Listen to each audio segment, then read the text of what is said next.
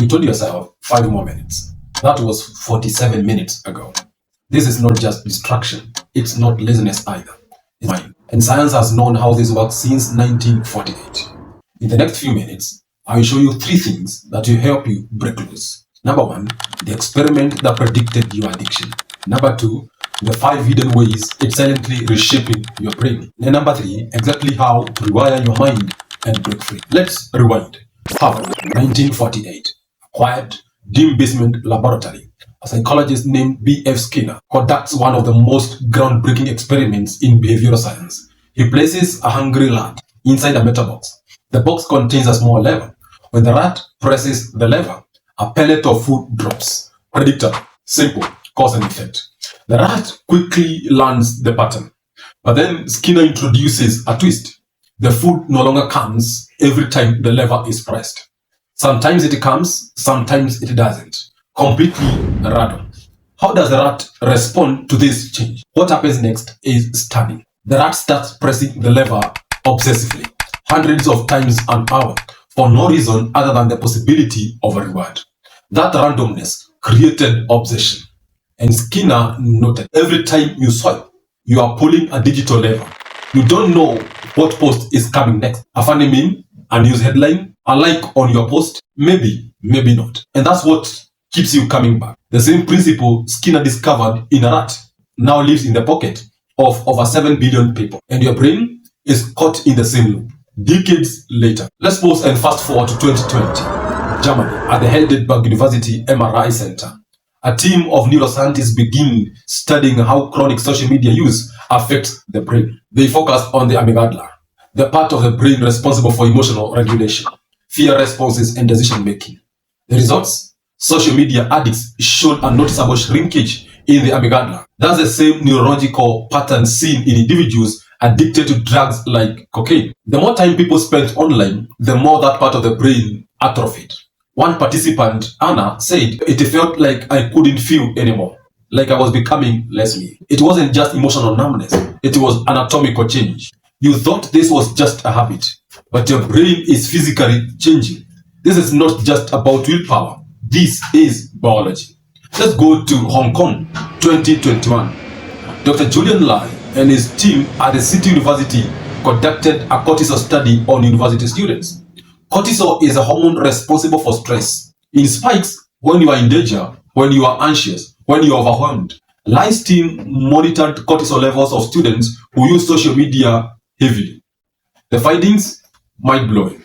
Even when at rest, their cortisol levels were 20% higher than normal. These students were in a constant state of alertness, constant low-grade anxiety. Their nervous systems had been rewired to anticipate a threat that never came. May, one of the participants, said, even when I'm relaxing, I feel weird, like something's always about to go wrong. You think you are relaxing when you scroll, but your body thinks you are under attack. If you're always tired, anxious, or foggy, maybe it's not your diet or your schedule. Maybe it's your brain stuck in survival mode. Now let's go to California. The University of California, San Diego, 2022.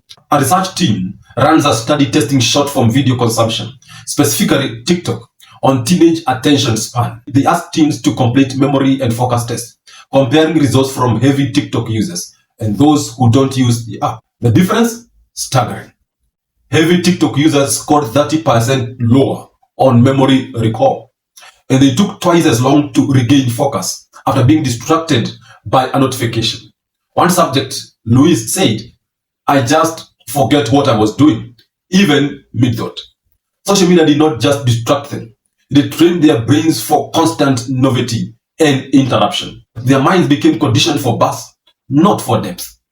You didn't lose your focus. It was taken away, one swipe at a time. In the United States, researchers conducted a multi-year study involving 6,595 teenagers, published in JAMA Pediatrics between 2019 and 2021. The study tracked screen time, mental health patients, and long-term emotional resilience. The findings?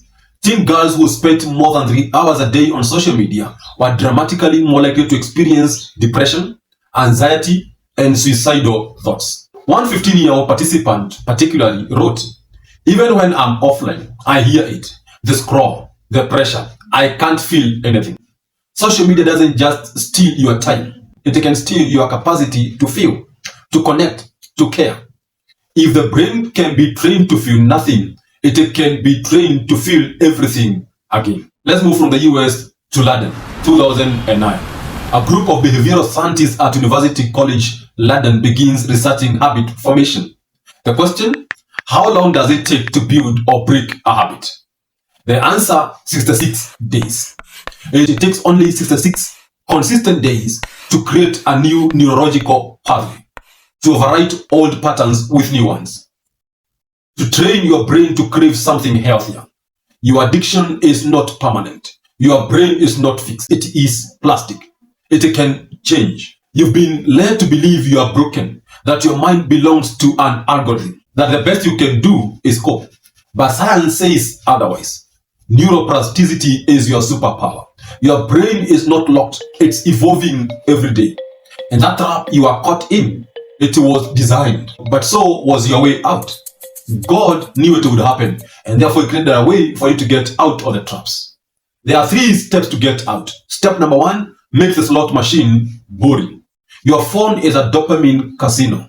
Every scroll, every dim, every burst of color is engineered to spike your brain with dopamine, the same neurochemical released when you win at a slot machine. Dr. Ann Liebig, psychiatrist and chief of addiction medicine at Stanford University, describes this effect in her book, Dopamine Nation. She explains that the rapid rewards of smartphones create a feedback loop that overstimulates the brain's reward circuitry, leading to desensitization. The more you stimulate that pathway, the less sensitive it becomes, requiring even more stimulation to feel normal. To reverse this, you must reduce the dopamine spikes. Turn your phone to grayscale. Color is a reward trigger. Research from the University of Chicago has shown that apps with high saturation colors increase engagement and time on the screen. Grayscale removes this cue, making your phone significantly less visually stimulating. It is time to disable all non-essential notifications. A 2015 study by Florida State University found that even the sound of a notification without even checking the phone caused a measurable decrease in performance and focus. Notifications are intermittent rewards. They are unpredictable, which makes them addictive. You can also consider removing social media apps from your home screen. In a behavioral study at NYU, researchers found that simply moving apps off the home screen reduced usage time by 23% in just 1 week. Making apps harder to access disrupts the habitual, mindless opening of them. Every one of these steps reduces the casino effect of your device. You're not just removing distractions, you are rewiring your brain to stop expecting constant reward. This is how you start to heal the addiction loop. Step number 2, insert micro rewards. Replace the scroll with small, repeatable, rewarding habits. For example, read 1 page of a book. Journal your thoughts for 2 minutes. Sit in silence for 5 breaths. Take a 10-minute walk with no phone. Your brain is craving input. Give it better input. Step number 3, track the reset. If you can measure it, you can improve it. Use a simple tracker, a piece of paper, a calendar. Mark every day you go without social media past 10 p.m. Every streak, every win, you will see the change. You are never built to consume endlessly. You are made to create, to think, to feel, and to be still. Peace is not passive. Focus is not dead. Joy is not found in a scroll. This was never about quitting social media. It was about waking up from a system designed to dull you. The lever is in your hand. You can keep pressing it or put it down. Rewire your brain. Reclaim your mind. Return to yourself.